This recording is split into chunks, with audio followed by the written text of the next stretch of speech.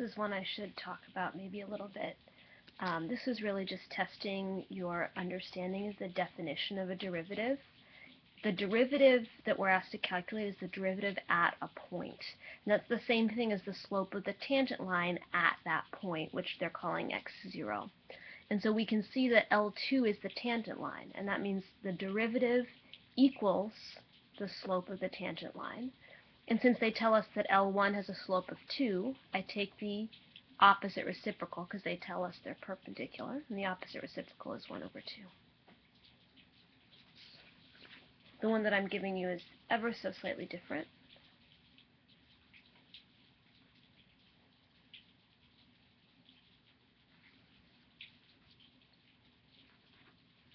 And of course, the correct answer is B.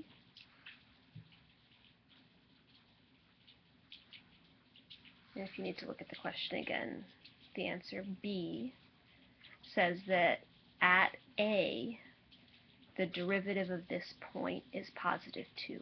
And that's because we knew that L3, which is this line right here, has a slope of negative 1/2 and that they are perpendicular, which means that this line is parallel and this line is perpendicular, so this line has a slope of 2. If you go back and check one by one, each of these other statements is false because it does matter what number you're at when you're looking for the tangent lines. Next text question was trig, and I'm going to just try and squeeze it in here. Notice that when we multiplied 3 times pi over 6, we end up with pi over 2 for a couple of these. So evaluating pi over 2 meant that I used this point as well as the original point. Here's the trig one for you to work on.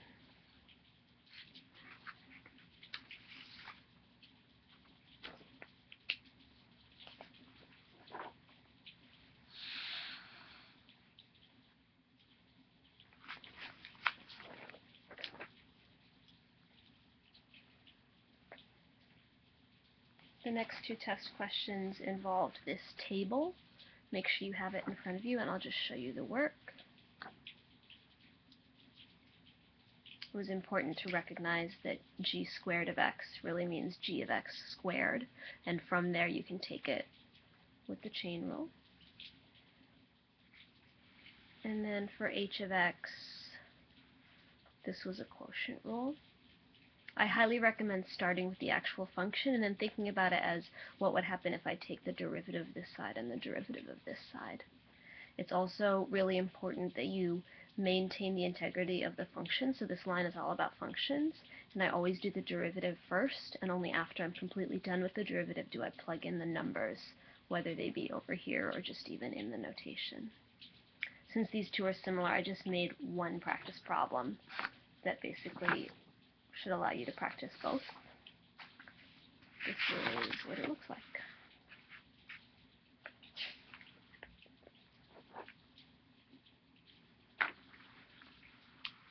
And the answer was E with the chain rule. Again, these values just came from looking in the 2 row for each of the components. These have all been non-calculator questions. Remember that this symbol you should use to indicate that you do not want people to use a calculator.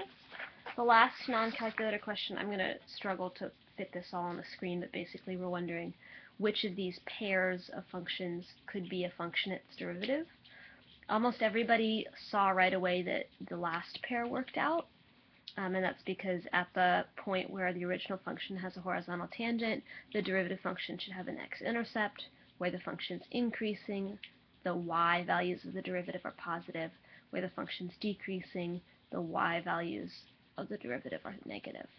However, this is also a function at its derivative, and you could remember that because you know that this is looking like e to the x, or you could just kind of think about it. Everywhere along this function, the slope is positive.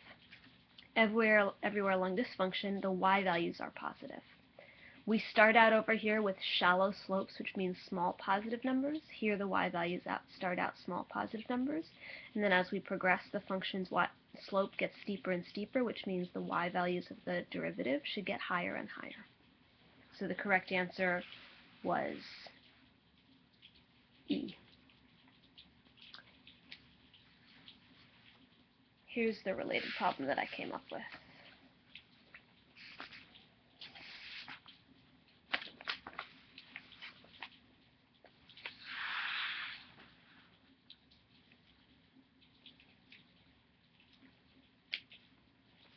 We now move on to the non-calculator section of the test, which is section 1, part B. And we start with one that's just a calculator skill. And the correct answer would have been C. And just remember that when you use the n derivative function in your calculator, you need to put the function rule in first, and then you put x, and then you put the number at the end. So if your calculator didn't work out for you, double check that you did it this way. And then go ahead and do this one.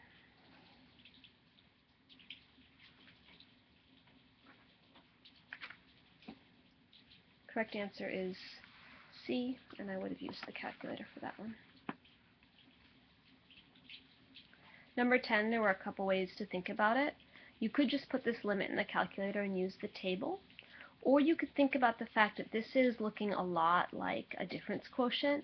In fact, it looks like it's a difference quotient with 8 plugged in for x, and where the function is the cube root function. In other words, we could think of this being the difference quotient, and at the same time we would think that f of x equals the cube root of x, or in this case, the cube root of 8. So since the difference quotient means a derivative, the easier way to evaluate this limit would be to take the derivative and then plug in 8. They have to equal each other. So if we take the derivative of the cube root function, we get this expression, and then we can just plug in and simplify. Why don't you try it?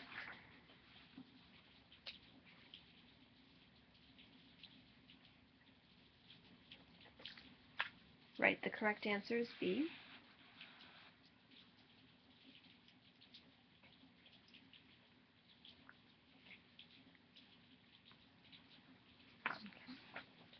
Last one on this page, sorry, not the last one.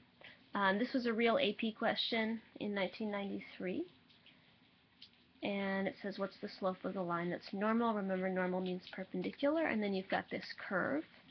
So one of the things you could do is you could actually just get the slope of a tangent line to this line using your calculator. I started to do it kind of by hand, but you really don't have to do the chain rule. You could just plug it into your calculator and get the slope. And then whatever slope you get for a tangent at this point, you're going to take the opposite reciprocal in order to find the perpendicular slope. In this case, it turns out to be 1 over 2. I have a slightly different question, but related here. It says, which of the following is the equation of a line normal to the graph of this function? And my hint to you is you should start by finding the slope that's normal and then see if you can work from there.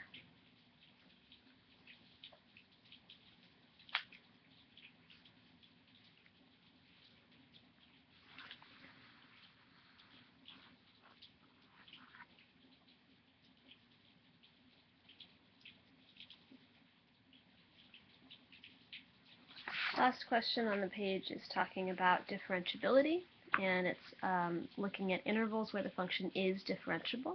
Remember, not being differentiable, you can fail to be differentiable if you have a cusp, or a corner, or a discontinuity, or a vertical tangent. So we have 2 points where it fails to be discontinuous, which is why these are the intervals where it is differentiable. Use the same logic for this one.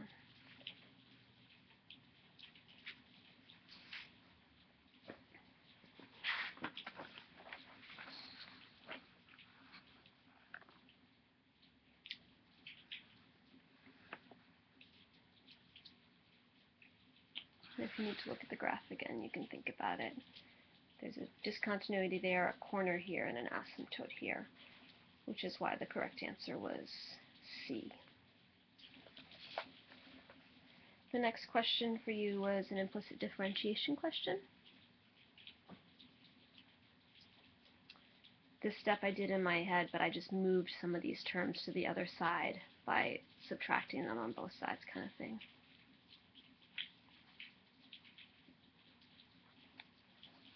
Here's the one that you should do.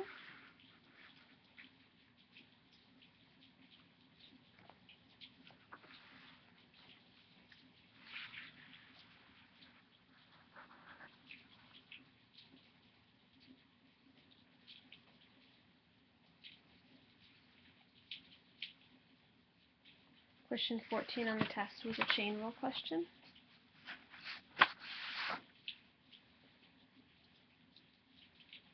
My inside function was 3x squared plus 2x, and the outside function was the square root function.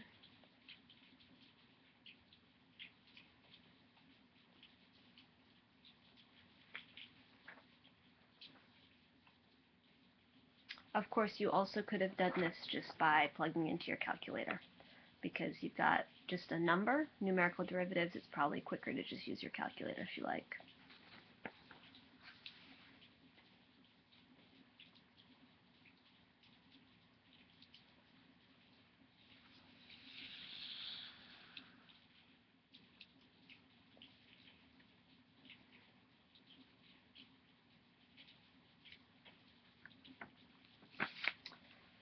Last question is one that really asks you to put it all together. This is, I think, probably the hardest multiple choice question on the test. It says, if the function f of x is differentiable, and then it gives you the function, but there's some extra variables, an a and a b. And then it says, what is a going to equal? That's what you're asking for. There's a couple ways you could have approached this.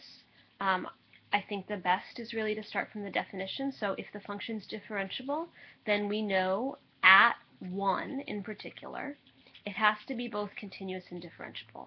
And we pick out 1 because that's the boundary point of the piecewise function.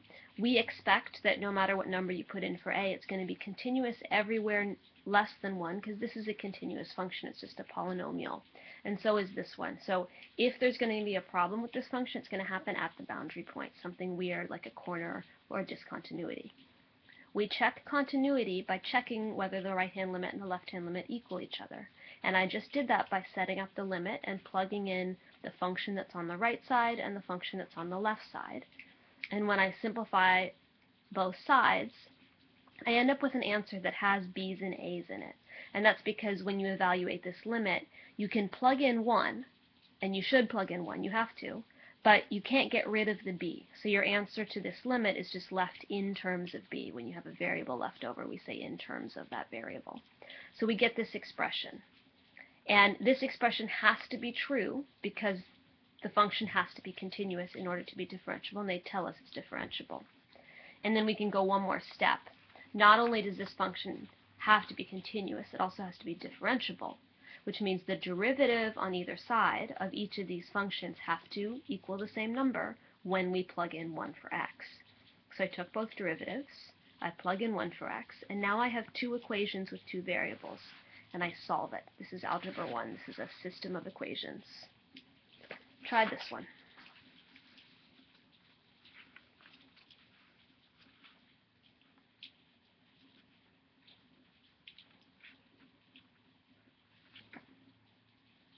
Right, so the nice thing here is you didn't have to actually work out any variables. You were just checking. And the correct answer is B.